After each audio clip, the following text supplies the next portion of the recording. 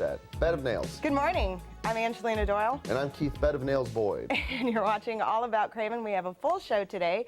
So we're starting right out the gate with Garrett Biss, who has just returned from Nicaragua, doing something fabulous for children in need, providing clean water. So that's right. So last week I had a wonderful opportunity to go down and travel representing the organization 1 Million Goal. We raise money for and awareness about the water crisis and help bring water to those people around the world that don't have access to it. So Nicaragua, there's about 900,000 people that don't have access to clean drinking water. So I had the fortune to travel along with an organization called Trash Water. And we went down there and we spent the week focused on bringing water purification systems to some schools down there to help get safe, clean, reliable drinking water to many of the kids. So. Now, one of the stories that you told me was one of the schools that had an outbreak of hepatitis C, right. And they couldn't drink the water. So talk to us a little bit about that. Yeah, it was fantastic. So we got an opportunity to serve 3 different schools down there. The second one we went to, which is really just a wonderful opportunity presented itself. Right before we went down, we were planning to take 1 filtration system down. We had the opportunity to buy a second one. We got a great discount, a great deal from the manufacturer of it. So we were able to get a smaller unit for the same amount of money that we raised. So we went down there with the plan to install 1 filtration system. We showed up with 2, but now we need another place to put it. So we quickly went around the neighborhood to some of the different schools, and we found a school, and they said, they were like, we've been praying for some solution to this problem that we've had. A month prior to that, they had a huge outbreak of hepatitis and kids getting sick from other things.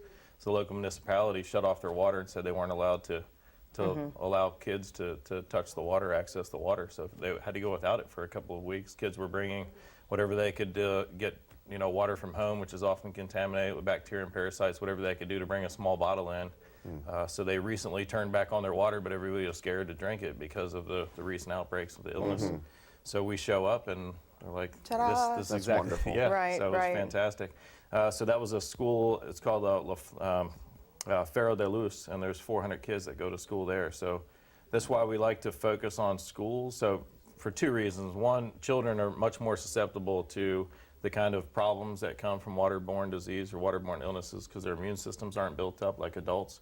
So whenever there is bacteria or parasites or something in the water, they're much more susceptible to illness from it. So we like to focus on schools. Obviously, there's a good concentration of children. And then the other reason is schools are usually a nice central point. This is a great picture here that shows exactly why. So in Nicaragua, a lot of places have access to water. It's pumped in from the municipality, but this is a perfect example of why it's so critical to have filtration systems even on the municipal supplied water, because they've had a lot of problems with earthquakes and some infrastructure damage and lack of money to repair it. So that's a pipe that we took out from underneath one of the boys' homes when we were installing a system, and all those holes right there, I mean, trash and bacteria and everything leaches right into the water supply. So even though it comes out of the tap and it might look clean, it's often full of bacteria and parasites. This is a picture that we took at one of the schools, and that's where the kids were drinking water from. You can see, you can see all the mildew and the mold that's growing on there. That's another. So this is the school, and it says, welcome back to the kids, 2017, and that's the water. That's the supply line that's running into their main water system.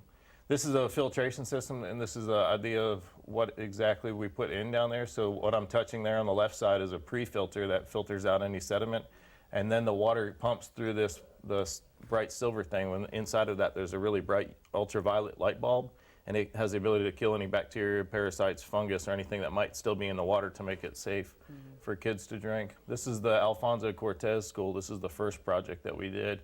It was on Tuesday last week, and there's 1,500 kids that go to this school. So we installed a filtration system there to purify all the water that goes to the taps around the school. This is the principal of that Alfonso Cortez School. I'm absolutely elated for us to come down and provide this system. This is that Faro de Luz school, the second one that we went to. About 400 to 450 kids go there. These are some of the children that were there while we were installing the system. Now you're planning on going back. I mean, this is an ongoing project for you. So for our audience members, you had a great deal of donations. So we want to first of all thank all of the people who donated.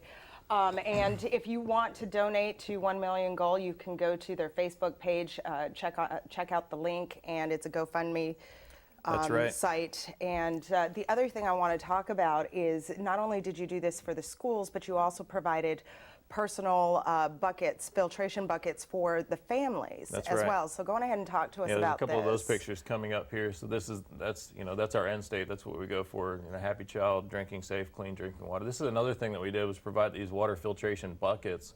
So this is a very simple technology. There's a blue plastic bucket with a spout on it, and then you take a clay pot and you put it in the top. And when they make these clay pots, they infuse it with just like a handful of sawdust to make the clay just porous enough that water can slowly sweat through it. That takes out a lot of the sediment and harmful minerals or metals that are in the water. And then they coat the bottom of it with a colloidal silver compound that kills any of the bacteria or parasites. So very low technology, no electricity, nothing required, and they can last for 4 or 5 years. So when you take these out to the communities, to some of the rural areas where they might be getting their water from a stream or from just old holding tanks that are often contaminated, they can pour the water through and purify the water. And this is one of the communities that we handed out water, and then they said a prayer of thanks for delivering these buckets and being able to provide water. And then this is the last thing that we provided was a filtration straw. So this is like the smallest filtration straw that's currently made, and that straw just has the ability to clear out a lot of the bacteria and parasites and purify the water. And these are some kids Awesome. holding their Hey, rulers. Bob, can you go back to one of the photos where we can see the buckets, the full bucket? I just want to point out, if you can see, there's a label on there, and Garrett has one of these labels right here. It actually has the name of the sponsor for that particular bucket. So again, just thank you to all the people who donated. Yeah, it's because it's just recognition. We couldn't do this if it wasn't for the support and the donations that we've received. So without the help of our donors and the contribution they made, we wouldn't be able to go down there and help other people. So it takes all of us working together. I was fortunate enough to be able to travel along, but I wouldn't have been able to do that if it wasn't for all the many supporters along the way.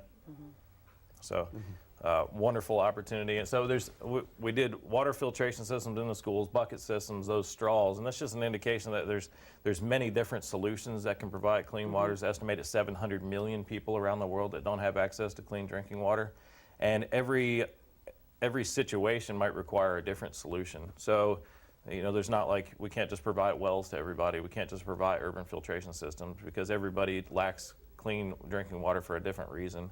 So it takes a lot of different creative solutions, and it takes a lot of people really, really trying to help. In 1 week, we were able to bring clean drinking water to more than 2,500 people. So that's incredible.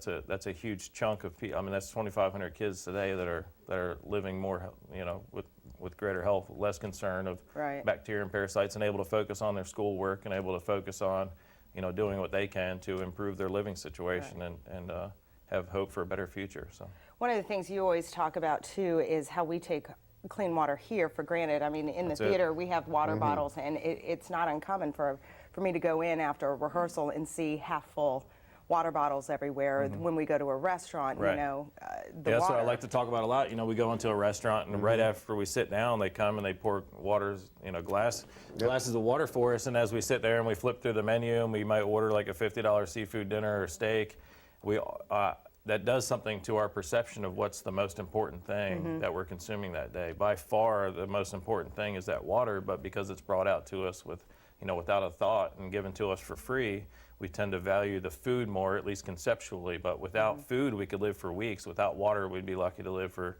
48 hours. Right.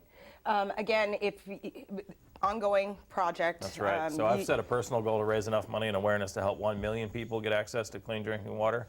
I'm at about 4,000 or 5,000 people so far, so a long way to go.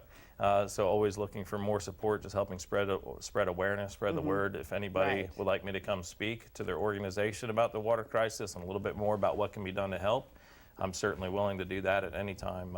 As one of my roles as the director of 1 Million Goal, I love to just get out and just talk about it. I think that's the biggest first step that we can do is just raising awareness and how critical it is. Yeah, it blows my mind. I was watching, your journey down in Nicaragua and seeing all the kids and how the filtration system. And I did post some of those videos on All About Craven, so if you're interested, you can go to All About Craven's Facebook page and take a look at some of those. And I believe I put the links up or the links are on there if you want to donate. And again, what Garrett's saying is, aside from monetary donations, just sharing that Facebook message out to all your friends and getting the awareness out is Whatever a you can huge give. help That's it. to providing clean water. It's You're gonna take awesome. many of us. You're awesome. No, Thank you you're very much. awesome. That's wonderful. Great Thanks work, so sir. much for coming on.